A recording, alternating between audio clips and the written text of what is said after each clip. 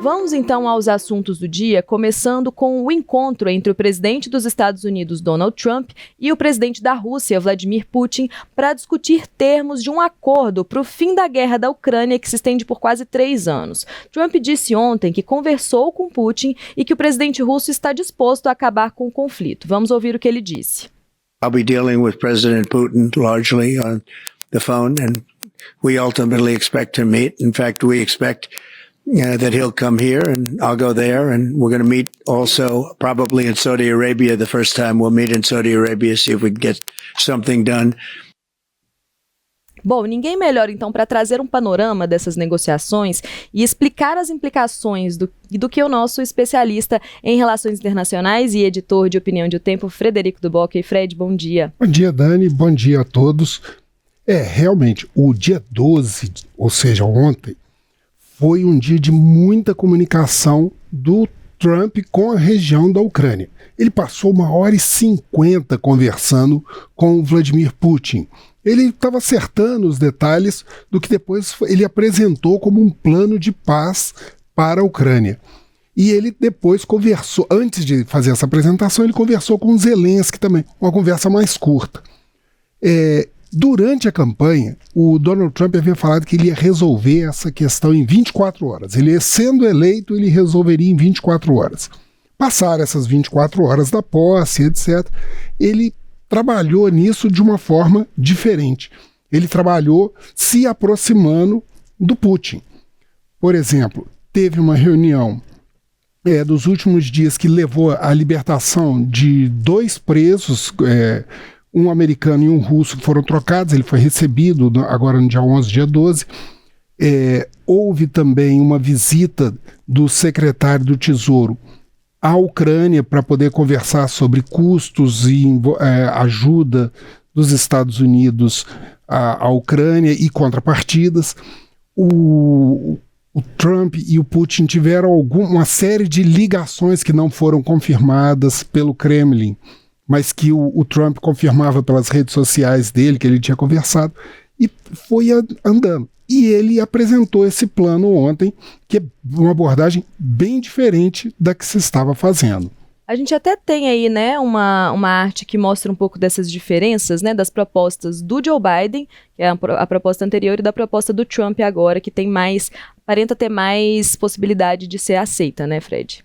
Porque ele está ele se colocou de uma forma unilateral, assim como ele está fazendo com todas as outras propostas, seja as tarifas, seja a questão de Gaza, seja a questão da Groenlândia, Canadá, o chamado novo Golfo da América.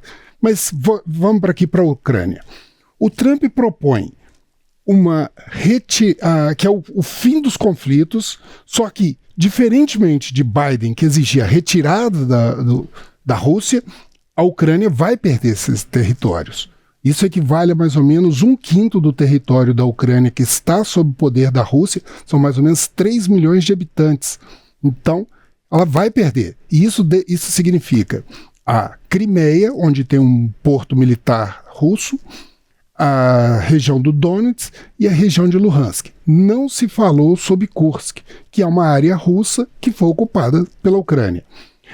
Outra garantia para esse novo acordo é que, quando antes falava-se que a Ucrânia poderia entrar para a OTAN, que nem aconteceu com a Suécia e a Finlândia, que ficam na fronteira da Rússia, agora o Trump e o secretário de Defesa, o Hegseth, já garantem que a Ucrânia não vai entrar na OTAN, certo? O Biden, ele era bem mais próximo de Zelensky. Como eu falei aqui na abertura, o Trump, ele é amigo pessoal, ele gosta, ele faz elogios seguidos e se beneficiou de ações do Putin durante a campanha agora e na campanha contra Hillary Clinton. E o Biden, ele falava mais dessa questão dos acordos, dessa ajuda que os Estados Unidos deram, que foi significativa para a Ucrânia durante a guerra. O Trump, ele quer um ressarcimento em minerais e terras raras que existem dentro da Ucrânia.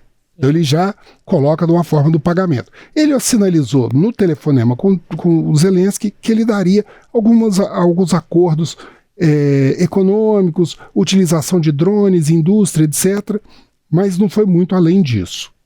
E aí a gente tem então também essa questão desses financiamentos, né? Dessa coisa, é uma troca, né? Assim, eu te dou ali esse acordo para vocês, eu entro em termos ali com os dois, mas existe um preço para isso, né, Fred? Quais são essas implicações, assim, econômicas, políticas para os Estados Unidos e para os dois países? Vamos começar pelas implicações da guerra. A ideia inicial: cessação dos combates. É uma questão que interessa tanto a Rússia quanto a Ucrânia, né? A Ucrânia teria perdido em torno de uns 46 mil pessoas entre civis e militares. A Rússia, a última estimativa feita, fala-se até 800 mil pessoas mortas, né? Do ponto de vista econômico, as perdas da Rússia equivalem a mais de 145 bilhões de dólares. Isso equivale a 6,7% da economia russa, né? A Ucrânia perdeu em torno de 30 bilhões de dólares nisso. Então, você reduziria esses gastos, reduziriam essas mortes.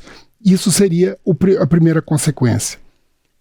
Uma segunda implicação que a gente tem aqui assim é que a OTAN fica excluída. A OTAN foi apontada como uma das causas dessa guerra por parte da Rússia. Diz que invadiu a Ucrânia, por quê? Porque a Ucrânia iria entrar para a OTAN e usar o poder da OTAN para invadir a Rússia. Esse foi o discurso oficial dos russos, além da proteção dos cidadãos russos étnicos que vivem em regiões da Ucrânia. Então, essa possibilidade de a Rússia da Ucrânia não entrar para a OTAN tem essa implicação, ou seja, é uma vitória para o Putin e reduz também a possibilidade do conflito ser expandido para o Ocidente e virar uma guerra generalizada, porque no artigo 5º da Carta da OTAN, um ataque a um dos membros da OTAN é um ataque a toda a OTAN. Então, se a Ucrânia, membro da OTAN, né, significaria que a Rússia estaria em guerra com a OTAN. Então nós teríamos uma guerra europeia de largas dimensões. Por conta disso, aí entra o pragmatismo do Trump. Ao longo desse período, envolvendo os países europeus, houve um gasto para apoiar o esforço de guerra da Ucrânia de 715 bilhões, nesse caso de reais. Desse total, 358 foram investidos diretamente pelos Estados Unidos. Ou seja, ele estava assumindo. E Trump queria ser ressarcido desse. Queria não, ele quer. E tanto que ele mandou o secretário de Tesouro dele para uma reunião com o Zelensky nos últimos dias, e ele apresentou um plano que no início falou-se de um pagamento de 500 bilhões em recursos minerais. Nós temos até um mapa que mostra essa situação dos recursos minerais que o Trump está de olho, que existem na Ucrânia. Envolve terras raras, zircônio, grafite, lítio, titânio. Para você ter uma ideia, isso significa que são materiais envolvidos na área de energia e novas tecnologias. Eles são materiais que são usados tanto para o desenvolvimento de baterias de longa duração para celulares e veículos elétricos, como para combustíveis e como para novas tecnologias. Né? Então entra um novo componente nesse interesse. A gente não sabe, por exemplo, tem pontos ali como aquela questão das terras raras, que é uma questão que é muito cara, muito interessante para o Putin, porque entra num conflito direto com a China. A China responde pela maior parte das reservas mundiais de terras raras hoje, que são usadas justamente no desenvolvimento de eletroeletrônicos e equipamentos de nova geração. E uma reserva muito grande que a gente vê aqui está justamente nessa área que hoje é controlada pela Rússia, que está em rosa, e essa bacia que vai estar ali. Então a gente não sabe que, se uma vez acertado o acordo de paz, né, se isso daí não vai ser fonte de um novo conflito. Pode falar. Essa questão de a gente ver, por exemplo, que ele não consegue, né? Ele precisa fazer um acordo bilateral, porque ou ele consegue ter acesso a uma coisa ou ele consegue ter acesso a outra se ele se coloca só com um país, né? Porque pensando, por exemplo, que a Rússia se mantenha no controle desse território que o nosso espectador vê em rosa, é o território sob o domínio russo hoje, né?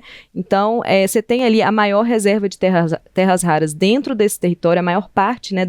O maior pedaço, né? Digamos assim, dessa reserva que tem esse formato de bacia aí, tá dentro do território russo, mas a outra metade dela, né, uma outra parte dela, vamos falar 1/3, por exemplo, tá ali dentro do território ucraniano, junto com outras reservas de titânio, zircônio e de lítio, enfim, de outros materiais que são de interesse dos Estados Unidos. Por isso esse interesse tão grande de fazer um acordo que seja bilateral, né, Fred? Bilateral entre os dois e bilateral para o próprio Putin. Exatamente. Ele está colocando os interesses específicos dele para a solução de um interesse específico dos dois países e ele exclui a Europa dessa jogada, né? Agora tem mais uma coisa que a gente não pode descartar.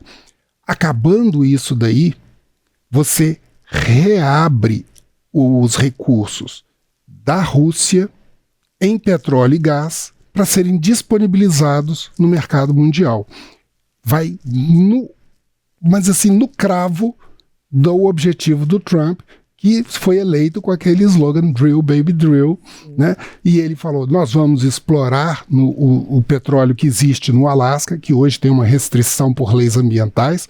Ele falou na ocupação, por exemplo, da Groenlândia, que também tem reservas. Ele está falando da questão do Golfo do México, que ele chama de Golfo da América, não é à toa, porque também é uma das maiores reservas que pertence hoje ao México, e é um caminho que ele está. E para você ter uma ideia de como que isso reflete, hoje de manhã, depois do anúncio dele de um possível acordo de paz, liberando os recursos da Rússia, né, o preço do petróleo começou a baixar. Hoje, agora no meio da manhã, o Brent, né, o preço do barril, chegou a 74,21, uma queda de 1,29%. Então, ele está de aumentar essa disponibilidade, né? Exatamente.